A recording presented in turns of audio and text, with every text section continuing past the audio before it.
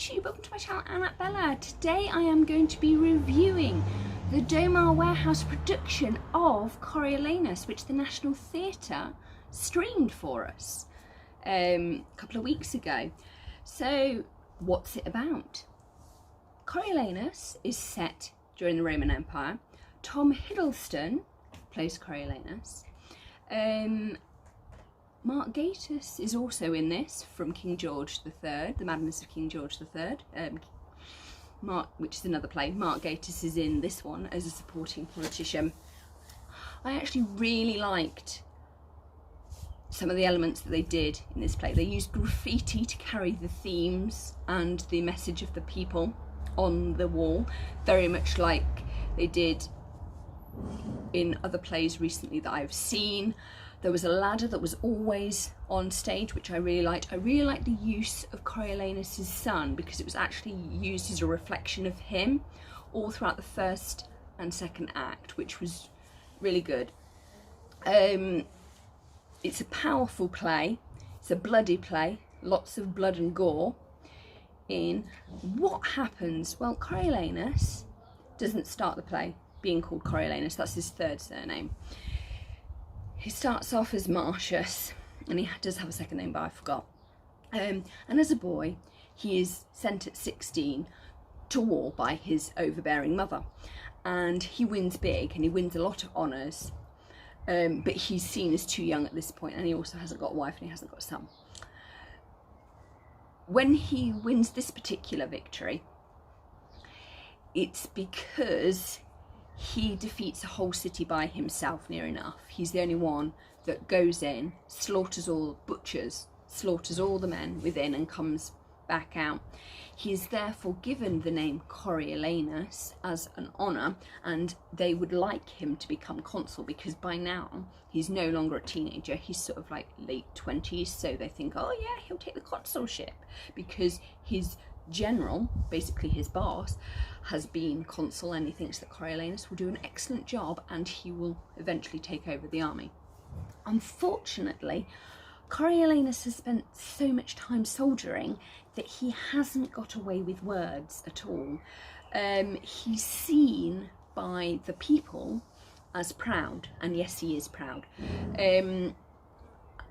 He appoints people's tribunes at the beginning of the play to try and solve this problem, but they only make it worse. And what happens is, after he's done this big victory in the first act, comes back to Rome, he has to humble himself before the people, and he finds this really difficult. He doesn't want to show the scars and the wounds that he's bled for Rome. He thinks that's demeaning to him. He doesn't feel that he's got to beg the people for his votes. He struggles with that whole system. So what happens is the people banish him as a traitor, because they basically pick up on his disdain. He's not a charming politician at all. He gets banished and he becomes this dragon, and he takes his revenge on Rome, who have used him ill ever since he was a 16-year-old. The themes, there's a lot of colour in this: blood, red and black and white. At the beginning of the play, white lights come down into a square, and they use red to paint on the square. I'm loving the fact that they do that. And later on they also paint a smaller square and stick Tom Hiddleston's Coriolanus in it, as if he's boxed in, and those squares stay throughout the whole play. Coriolanus' son is well used. He can sing, and he's basically a mirror of him all the way through.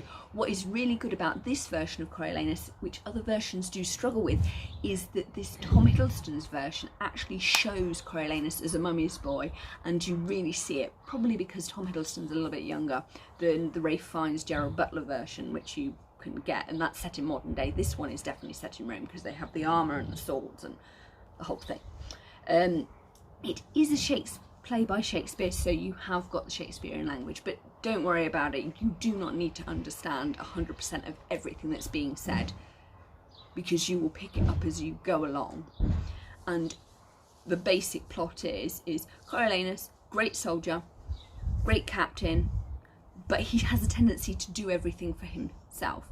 He comes back to Rome, they want to make him a politician. He can't do that, he struggles with that. The people turn on him because they think that they pick up on his disdain, they banish him. He then teams up with his enemy, attacks Rome, and then just before they're going to take the city, his friend, the former politician, played by Mark Gatiss, comes to see him, and Coriolanus will have none of him. His wife, his children, his wife, his son, and his mother come to see him, and he makes a peace treaty.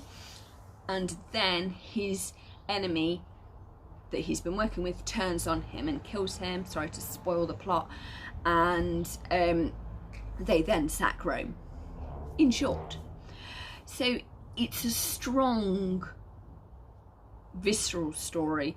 It's about Coriolanus's wife is strong, but she's not allowed to just have him because Coriolanus's mother is really strong.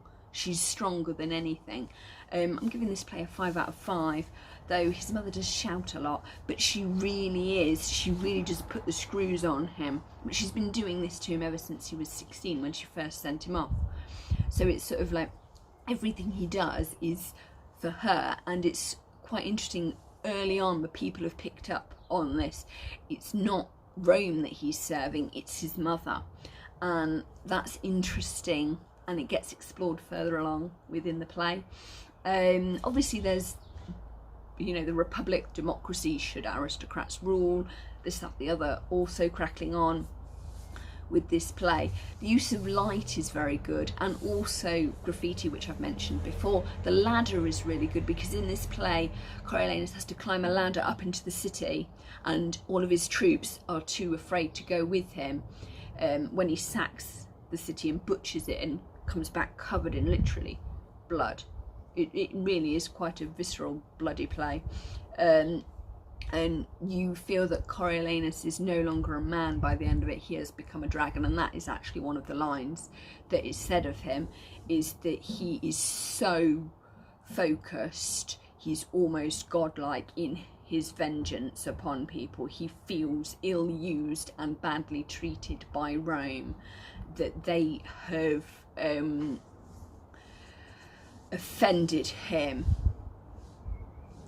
by not accepting him as consul, because he hasn't got the charm. He cannot do the waffling words and the small talk and the platitudes of the oily politician. He is a brute soldier, and he's been one since 16, so hence this is what he's like.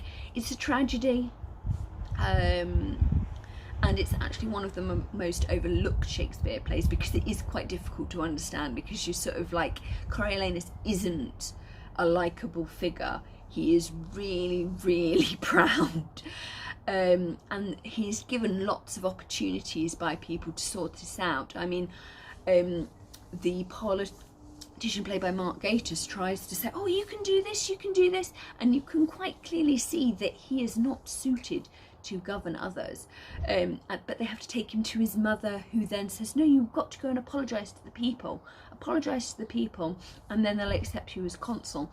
Well, that only makes it worse, because they see that Coriolanus's heart is not in it. He is much better on the battlefield, but even then he doesn't work as a team. He is unusual in this way. He becomes almost this beast, and it's interesting that his best relationship, yes, you can say that it is with his wife, but mum is sort of always in the way.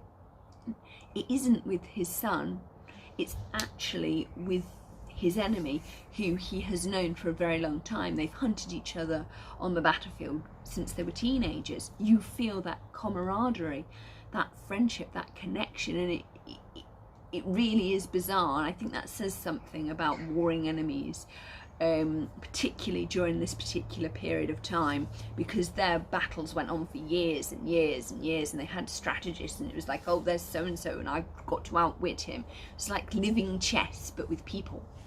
I really enjoyed this play. I thought Tom Hiddleston really brought the youth to Coriolanus, and the fact that he is a mummy's boy, and basically he will do whatever his mum tells him to, and that is how he falls, which is really bizarre. That's interesting It is an interesting play. It's got some good dynamics, but it is a play for just one actor. As Coriolanus, he is not very likable as a character, to be blunt, but he is awe-inspiring. He is this dragon. Hope you've enjoyed this review. Please like, comment and subscribe. Hope you're staying safe, and yeah, remember, we're still in a pandemic. It doesn't feel like we're still in a pandemic, but we are, and it's June. Yeah, moving on. Hope you've enjoyed this review. Please like, comment, subscribe. Let me know in the comments what you're up to. Are you doing anything? Are you watching anything cultural? Let me know. Bye.